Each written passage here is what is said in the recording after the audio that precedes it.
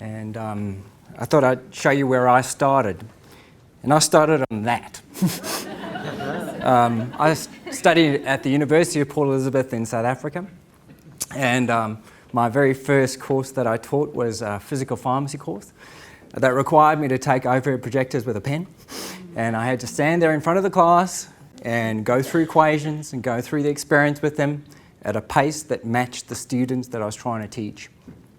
And then I remember the introduction of PowerPoint, and I remember wheeling in a desktop computer on a very big wheelie trolley with a projector and running cables that were so unsafe because any student could trip over it, and then putting up the PowerPoint slide, and this was amazing. And all of a sudden, my 10 slides of written notes turned into about 100, and the volume of content expanded, and I expanded my PowerPoints, and it took me about 10 years before I did the grad certificate in higher education because I didn't think I needed it. I thought I had peer review and I had been through the process. I was a great educator. I clearly wasn't.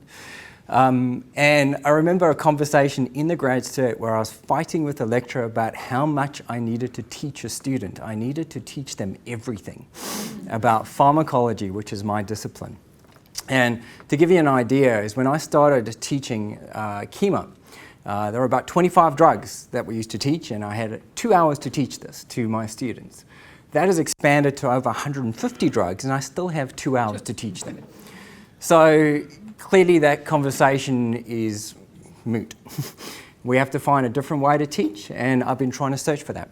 But the theatrics of teaching, like Merv pointed me to not so long ago, is so critical to the job that we do. If we want to engage our students, we need to have the theatrics attached to how we engage with those students, and that's the way we get students engaged, and that's how we get them motivated to learn and deeper in terms of their learning. So that video is probably played early on, and my wife is in healthcare, so I'm excited. I go and show the video, and the only thing that she picks up on is the chaos that's sitting in the back of my office. And she's going, could you not have tidied that up? And that pile has sat there for probably 10 years. I haven't looked at it. I don't even know what's in it. But internally, I can assure you that my life is more organized. And there are simple things that have assisted me in organizing that, and that's where I started my OneNote journey. And I'm not selling a product. This is truly something that I've adopted over many years. And I keep finding a place for it in my teaching. And I think it's kind of merging with the stuff that I'd learned in a grad certificate in higher education about how I should be teaching students, very much like I used to do 22 years ago. The other thing that I'm really concerned about is that this growing pile of printing that I kept doing. As I tried to engage and activate my students in their learning experience, I killed at least a quarter of the rainforest in that process. And like any academic where the pace is so fast that I'm always last minute, I don't have time to get my printing off to printing services, and I'm costing probably 5 times the amount that I'm supposed to, and my head of school is always tapping me on the shoulder saying, look mate, you got to do something about your printing costs. Luckily I'm deputy head, and my head is actually my former deputy colleague, so that conversation's moot, but I still have a social responsibility to cut down how much printing I'm producing. So that takes me to really what I think of in terms of what my courses should look like. So I've been taking courses for a while now and converting them into scaffolds inside OneNote as to how I think they should look. So my very large PowerPoint slides have shifted over into basic pictures. Things where the scaffolded learning comes from me engaging on a tablet with my students and me annotating as I'm talking to them. It's no different to the overhead projector that I had many, many eons ago. And when I was asked to do this presentation, I opened my filing cabinet at Griffin. I still have those transparencies from 22 years ago, so clearly I need to clean my office out. But it allows me to take components and put components to students, talk about those components with my students, and then go from there into constructing mechanisms of drug action. Now, the benefits of this is that I can go grab components with my students, copy and paste them in. This is all in the content library, so it's shared with my students. It's not in the collaborative mode. It's really what I'm doing with them and sharing with them. And I've found that that's the most effective way for me to create new content and distribute that content to my students. So if they want that, or if they do their own content, that's up to them. But if anybody knows me, I like to play with toys. So I have a hard time trying to collate toys together. So I capture virtual environments, and that's all good and well. So I'll just open one of these. I capture community pharmacies. I take virtual images of hospitals and of products and everything else with my for my students and their learning. Because one of the big issues that I faced when I left university, I remember sitting out in practice and going, I've learned all these theoretical things and drug names, but I couldn't connect it to a visual product at the end of the day. And that was one of the big problems. So I thought I could bring that to students in a virtual way. But that's all well and fine. I've got this. What do I do with it? I can get students to kind of transition through it, and we can scaffold learning through discussions with a student off it. But that doesn't put it back into a space that, for example, someone who has not been at that lecture still has the same right to that learning opportunity. And that brings me to some of my other toys that I really like. And one of the ones that I don't know if I'm allowed to talk about is the Microsoft Whiteboard. I was really keen on the Surface Hubs. They cost way too much money for what I had. But I wanted the hub feeling, and the whiteboard is something that gives me that. So I can go from a virtual image of my pharmacy or the hospital, the community setting. I can take an image of that and pull it into the whiteboard, and then put other components in it. So for example, here I've got an example of a product that I've scanned. We do 360 scanning of products, so we're putting those in those environments. The structure, the enzyme. I can put all of those into that space that my students can kind of write on, we can share it, and then all I do is I one-click it back into OneNote, and I now have that captured for my students to appreciate the link between things. So it gives us spiral learning, scaffolded learning, all in one place.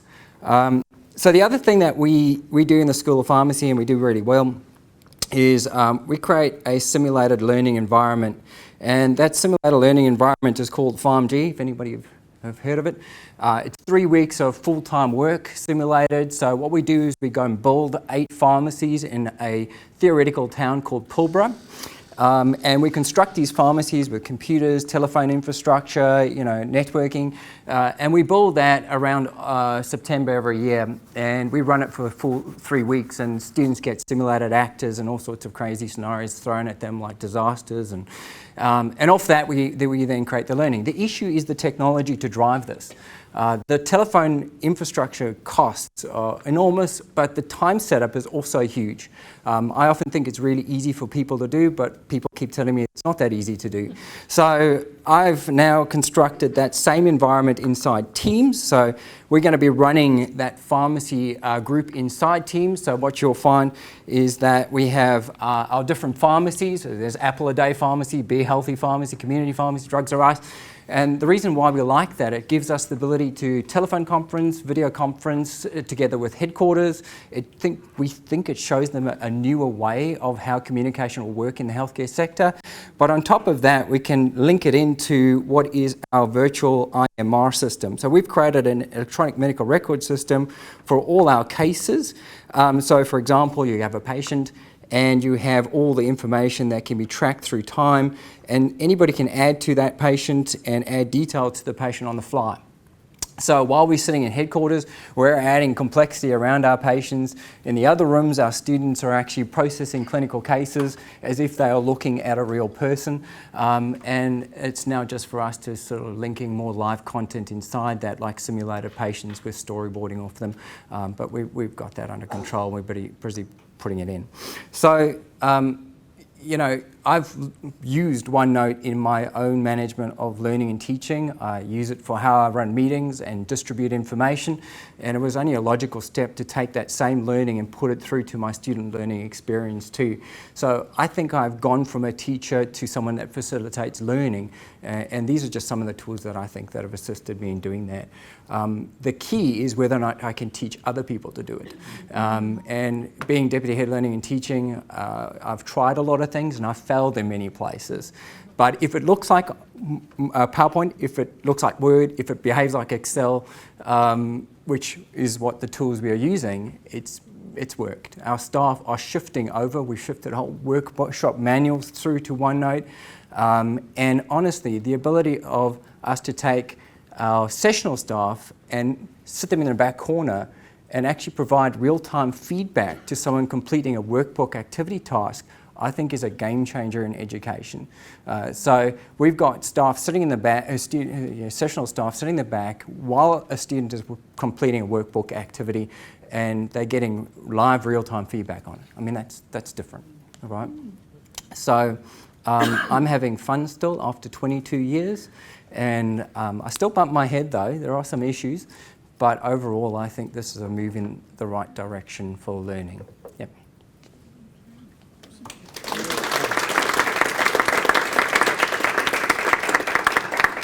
What happens to LMS? Because at the moment I have to use Blackboard. Yeah, and I've been playing with that idea of what do we do with with the LMS, and I've been mocking up a course like my 2018 PHM course, where I think the LMS just plugs into it. So, you know, there's my portal, I think, of how my students start the course, and inside there are just tabs, and the LMS is just happens to be one of those tabs.